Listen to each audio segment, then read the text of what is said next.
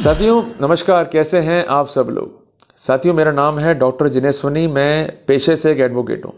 साथियों लॉ की जानकारी देना बार काउंसिल नियमों के तहत हमें एक अनुमति देता है ताकि हम लोग आपको लीगली जो है लिटरेट कर सकें और आप लीगल लिटरेसी के बेसिस पे अपने आप को किसी लीगल समस्या में प्रॉपर तरीके से रिप्रेजेंट कर सकें। क्लियर है।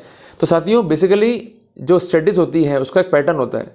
तो पहला पैटर्न क्या है स्टडीज़ का कि प्रॉब्लम को आइडेंटिफाई करना, दूसरा पैटर्न क्या है प्रॉब्लम पर रिसर्च करना और तीसरा है प्रॉपर सॉल्यूशन। तो आज जो प्रॉब्लम डायग्नोस होती है वो है कंज्यूमर केसेस को लेके। साथियों बेसिकली अगर आप एक उपभोक्ता हैं और आपने कोई ना कोई सर्विसेज किसी व्यक्ति से ली है या कोई ना कोई गुड्स किसी व्यक्ति से लिए हैं, तो कंसर्न व्यक्ति की ये ड्यूटी है कि आपको अच्छी सर्विसेज दे या अच्छे गुड्स दे। पर कई बार ऐसा होता है कि आपका झगड़ा हो जाता है इन्हीं बातों को लेके। अब रेमेडी कहाँ लाई करेगी, आप सबको मालूम है कि इस तरह के जो विवाद हैं उन्हें हम कहते हैं कंज्यूमर डिस्प्यूट। क्लियर है, उपभोक्ता विवाद, जिसके लिए रेमेडी कहाँ लाई करती है, कंज्यूमर रिड्रेसल कमीशन के अंदर। क्लियर है, ये consumer redressal commission district level पे भी है, ये स्टेट लेवल पे भी है, ये नेशनल लेवल पे भी है और उसके बाद रेमेडी लाई करती है ऑनरेबल सुप्रीम कोर्ट के अंदर। क्लियर हो गया आपको। साथियों जो डिफ्रेंशिएशन है बेसिकली वो उनके जो नाम है उसके बेसिस पे तो है ही। इसके अलावा कई बार ऐसा होता है कि हमें बहुत बड़ी रेमेडी जो है लेनी होती है और बहुत बड़ा अमाउंट जो है वहाँ पर इन्वॉल्व होता है, तो वहाँ पर डिस्ट्रिक्ट कंज्यूमर में जाने की बजाय आप सीधा स्टेट कंज्यूमर में जो है जा सकते हैं और अपना आवेदन जो है पेश कर सकते हैं। क्लियर हो गया आपको। बहुत सिंपल सी बात हम कर रहे हैं। अब साथियों उपभोक्ता विवाद होगा तो उसमें बेसिकली प्रॉब्लम क्या आती है कि कई बार हम कोर्ट में नहीं जा पाते केस फाइल करने के बाद, ये हमारे एडवोकेट जो है वो नहीं जा पाते और कोर्ट जो है आपको आवाज़ें लगवाती है और कई बार ऐसा भी होता है कि कोर्ट 1 या 2 पेशी तक आपका वेट करती है, फिर अल्टीमेटली मुकदमा जो है आपका खारिज हो जाता है और जब आप पहुंचते हो तब मालूम पड़ता है मुकदमा जो है खारिज हो गया। अब रेमेडी क्या है, रिव्यू की या रिकॉल की। बट बेसिकली प्रॉब्लम क्या है कि रिकॉल और रिव्यू लाई नहीं करता है। तो क्या ऐसे सिनेरियो में अगर ये दावा खारिज हो गया तो कोई रेमेडी नहीं रहेगी हमारे पास में। बहुत बड़ा क्वेश्चन है विचार करने लायक। या कई बार ऐसी भी स्थिति है कि हमारा दावा बहुत अच्छा है, हमने सारी एविडेंसेस दी है, हम अपीयर नहीं हो पाए, तो कोर्ट तो एविडेंस को पढ़ सकता है, कोर्ट दावे को पढ़ सकता है, कोर्ट के पास पावर है धारा 38 कंज्यूमर प्रोटेक्शन एक्ट 2019 के तहत। तो क्या इसके बावजूद भी कोर्ट मेरिट्स पे केस को कंसीडर कर सकता है इवन दो आप या आपके एडवोकेट जो है प्रेजेंट नहीं है या कोर्ट को जो है इस बिंदु पर एड्रेस करने के लिए आप सक्षम नहीं है। क्लियर है बात, ये दोनों ही बिंदु को जो है मैं देख के चल रहा हूँ। तो हर कॉन्टेक्स्ट में जो है हमें केस को देखना होता है। तो बेसिकली प्रॉब्लम क्या है कि हम अपीयर नहीं हो पाए। क्लियर है, या अपीयर हो गए पर हमारा केस में मेरिट्स तो है डॉक्यूमेंट्री, पर हम लोग केस को प्रॉपरली प्लीड नहीं कर पा रहे। तो उस सिनेरियो में क्या होगा। तो साथियों इन समस्त क्वेरीज का जो है उत्तर मिलता है एक महत्वपूर्ण जजमेंट में जो कि रिसेंटली पारित किया है ऑनरेबल केरल हाई कोर्ट ने। जजमेंट है सुरेश बनाम स्टेट कंज्यूमर रिड्रेसल कमीशन। अब साथियों दिमाग में फिर क्वेश्चन आ रहा होगा कि अमूमन इस तरह के दावे क्या होते हैं, सुरेश बनाम मोहन, सुरेश बनाम सोहन, सुरेश बनाम हेमंत, पर ये तो उल्टे काम हो गया। यहाँ पर खुद कोर्ट कैसे पार्टी बन गया, माजरा क्या है। साथियों बेसिकली जो कंसर्न कंप्लेनेंट है उसने एक पिटिशन जो है दाखिल करा for remedies before state consumer redressal commission. ये अपीयर नहीं हुआ, इसके एडवोकेट जो है अपीयर नहीं हुए, ये कंसर्न केस जो है वो खारिज हो गया। किस ग्राउंड पे कि कंसर्न केस में यदि कंसर्न पार्टी या कंसर्न एडवोकेट जो है अपीयर नहीं होते हैं तो वहाँ पर ऐसा केस चलने योग्य नहीं है due to want of prosecution. तो बेसिकली जो प्रॉब्लम है उसका लीगल नाम क्या है, dismissal of complaint due to want of prosecution. इसको जो है आप नोट कर लीजिए। दूसरी बात है कि जो ये प्रॉब्लम कॉमनली आती है वो आती है कंज्यूमर केसेस के अंदर। तीसरी इंपॉर्टेंट बात है जजमेंट जो मैंने आपको नोट कराया है ये बहुत इंपॉर्टेंट जजमेंट है। जजमेंट बहुत रिसेंट है। जजमेंट पारित करा ऑनरेबल केरल हाई कोर्ट ने, जिसका कंसर्न पिटिशन नंबर है 2119/2025। जजमेंट जो है वो साइट हुआ है लाइव लॉ के अंदर भी। जजमेंट का डेट है 11 फरवरी 2025। तो बेसिक डिटेल्स जो है मैंने आपको प्रोवाइड कर दी हैं, जो बेसिक जानकारियाँ फैक्ट्स मैंने आपको जो है प्रोवाइड कर दी हैं। साथियों इस केस में जो है कंसर्न व्यक्ति ने अपना रिव्यू पिटिशन लगाया, रिकॉल पिटिशन लगाया, पर ये पिटिशन भी कंसर्न कोर्ट ने खारिज कर दिया इस ग्राउंड पे कि इस तरह के प्रोविजंस जो हैं कानून में लाए नहीं करते। साथियों पर एक बात जो है ध्यान दीजिएगा, मैंने हालांकि वर्ड यूज़ करा है कोर्ट, ये कोर्ट नहीं है बेसिकली कमीशन है, बट आम भाषा में हम कहते हैं कंज्यूमर कोर्ट। किसी को आपने ये कहते हुए नहीं सुना होगा कंज्यूमर कमीशन या concern consumer redressal commission.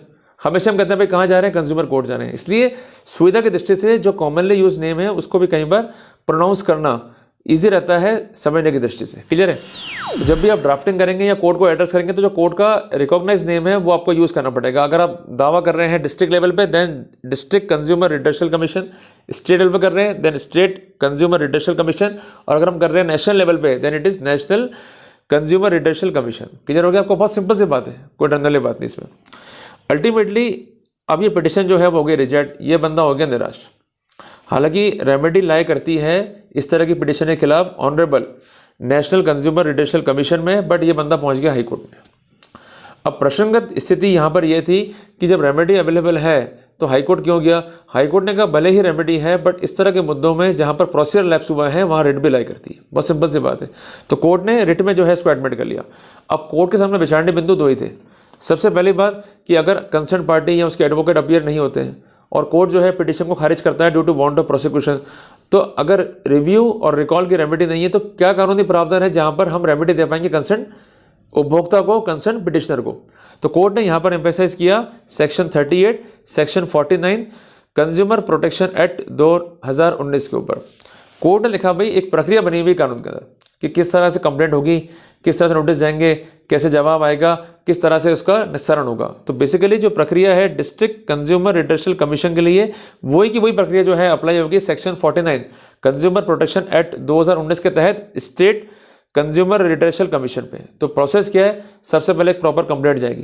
Clear है बात? ये उस कंप्लेंट पे कंसर्न जो जज है वो आपको सुनेंगे प्रथम दृष्टया लेवल पे कि मामला कैसे बनता है कंज्यूमर डिस्प्यूट का। फिर इशू भी आ सकता है लिमिटेशन का, वहाँ पर घबराइएगा मत। अगर सारे बिंदु पे कोर्ट को आप सेटिस्फाई कर पाते हैं तो कोर्ट जो है इन लिमिने मींस इन शॉर्ट जो है एक ऑर्डर शीट पारित करेगा और नोटिस जारी कर देगा कंसर्न रेस्पोंडेंट को। यूजुअली ये कहा जाता है कि इसका टाइमिंग जो है 21 दिन का है, बट इन प्रैक्टिकल कई बार समय लग जाता है। उसके बाद वो अपोजिट पार्टी अपीयर होगी, उसको टाइम दिया जाएगा 30 दिन का टू फाइल द रिप्लाई, और ये टाइम 15 डेज तक एक्सटेंड कर सकते हैं। उसके बाद अगर कोई लेबोरेटरी का एनालिसिस रिक्वायर्ड है तो कोर्ट लेबोरेटरी एनालिसिस के लिए ऑर्डर कर देगा। इसके लिए जो फीस है वो डिमांड कर लेगा उपभोक्ता से। अगर ऐसा नहीं है तो कोर्ट जो है जो एविडेंस है, मटेरियल है, उसके बेसिस पे केस का निस्तारण करेगा। तो यही बात जो है ऑनरेबल हाईकोर्ट ने पकड़ ली कि जब केस का निस्तारण करना ही मेरिट्स पर है तो ऐसे सिनेरियो के अंदर धारा 38 और धारा 49 कंज्यूमर प्रोटेक्शन एक्ट के तहत यदि पार्टी एब्सेंट भी है तब भी कंसर्न कोर्ट जो है मेरिट्स पे केस का जो है निस्तारण कर सकता है। तो एक बड़ी राहत मिली है उपभोक्ता को। इट मीन्स यदि आप अपीयर नहीं हो पाए, आपके एडवोकेट जो है अपीयर नहीं हो पाए, इवन दो कोर्ट जो है कंसेंट केस का निस्तारण जो है मेरिट्स पे करेगा by the virtue of section 38 and 49 of the consumer protection act 2019। साथियों बेनिफिट क्या होगा इसका? जो गलतियां जो रहती हैं, अपीयर नहीं हो पाते हैं बट एविडेंस पुख्ता है तब भी फायदा होगा, क्योंकि अगर अपीयर नहीं हुए तो घबराइएगा मत। इस पॉइंट पे कि अपीयर अब नहीं हुए, वांट ऑफ प्रोसिक्यूशन है, ये कंसेंट केस जो है खारिज नहीं होगा। अगर केस मेरिट्स पर अच्छा है तो कोर्ट जो है इसको डिस्पोज ऑफ करेगी। कई बार ऐसा होता है कि भैया हमारा केस बहुत अच्छा है मेरिट्स के ऊपर, अपीयर भी हो गए, ड्राफ्टिंग प्रॉपर भी है, प्रॉपर एविडेंस भी है, पर बहस नहीं कर पा रहे हैं, प्रॉपर जो है बिल्डिंग नहीं रख पा रहे। नो नीड टू वरी, अगर प्रॉपर आपका डॉक्यूमेंटेशन है, प्रॉपर आपकी ड्राफ्टिंग है तो कोर्ट को मेरिट्स पे एक एक चीज़ को देखना पड़ेगा। और जब भी कोर्ट मेरिट्स पे किसी चीज़ को देखता है, उसका निस्तारण करता है, तो वहाँ पर गाइडलाइंस है ऑनरेबल सुप्रीम कोर्ट की। इंद्रजीत सिंह बनाम संतोष यादव की जजमेंट है 19/4/2022 का। उसमें स्पष्ट है किस तरह के ऑर्डर पारित करते समय कोर्ट को ये ध्यान रखना होगा कि एक रीजन ऑर्डर जो है पारित करना है, मीन्स कारण का उल्लेख करना है तथ्यात्मक स्थिति के ऊपर। अगर कोर्ट ऐसा नहीं कर रहा है या कोर्ट जो है प्रॉपर रीजन नहीं दे रहा है तो ऐसे ऑर्डर इम्प्यूट होंगे, they are liable to be set aside. अब साथियों हम हिंदुस्तान में है, रूल ऑफ लॉ है, बट प्रैक्टिकली न्याय मिलना तो आसान नहीं है। पिटिशन डालते हैं, टाइम लगता है, बट जो प्रिंसिपल्स हैं वो क्लियर हमें होने चाहिए। भाई देखो रेमेडी मिलेगी या नहीं मिलेगी तो भाग्य है, बट प्रिंसिपल से क्लियर नहीं है तो जो कुछ मिलना है, जो कुछ उसका रास्ता है वो हमें ध्यान ही नहीं है, तो फिर हम कैसे जो है सफलता पा पाएंगे। तो सफलता मिलेगी या नहीं मिलेगी ये बहुत सेकेंडरी इशू हो गया, बट आपका ट्रैक, आपका जो पाथ है वो सही होना चाहिए। तो इसलिए ध्यान रखिएगा कि जब भी आप कंज्यूमर केस को फाइल कर रहे हैं तो वहाँ पर आपका ड्राफ्टिंग जो है प्रॉपर होना चाहिए। नंबर 2, सारी एविडेंसेस को जो है प्रॉपर एफिडेविट के साथ जो है एनेक्स कर दें डॉक्यूमेंटेशन के साथ में। तीसरी इंपॉर्टेंट बात, जो भी कंसर्न केस है उसकी जो कंसर्न तारीख है उसका विशेष ध्यान रखें। आप एक बात का विशेष ध्यान रखिएगा कि ऑनलाइन सॉफ्टवेयर आते हैं जिसके जरिए आप केस को जो है ट्रैक कर सकते हैं। इसके अलावा सबसे सस्ता उपाय ये है कि जो कोर्ट की प्रोसीडिंग्स हैं उसकी कॉपी लेकर रखिएगा। इवन जो कंसर्न कोर्ट होता है या कंज्यूमर कमीशंस हैं वहाँ पर एक बनती है कॉल लिस्ट, जो बाबू के पास जो है पड़ी होती है, वहाँ जाके उसकी कॉपी जो है आप क्लिक कर सकते हैं, इसमें कोई दिक्कत वाली बात नहीं। तो उस कंसेंट कॉल लिस्ट में आपके केस का नाम होता है, नेक्स्ट डेट का भी हवाला होता है, तो कम से कम इस तरह की गलतियों से बच जाएंगे। और फिर भी हो गई है तो वहाँ भी रेमेडी हमारे पास में अवेलेबल रहेगी। तो कुल मिला के ड्यूल इंजन जो है एक ही केस में रहेगा कि केस मेरिट्स में भी अच्छा है, हमें ध्यान भी देना है, ध्यान नहीं दे पाए, अपीयर नहीं हो पाए, तो कम से कम on merits we could get a success. तो ये मोटी मोटी जानकारियाँ हैं आपको इस विषय पर लीगली अपडेट करने के लिए। तो क्लियर हुआ ना अपने को? तो आप अपन मिलेंगे नेक्स्ट क्लास के अंदर और एक नया टॉपिक जो है डिस्कस करेंगे रिगार्डिंग द कंज्यूमर केसेस। जल्दी मिलते हैं एक नए टॉपिक के साथ। टिल देन जय हिंद, जय भारत।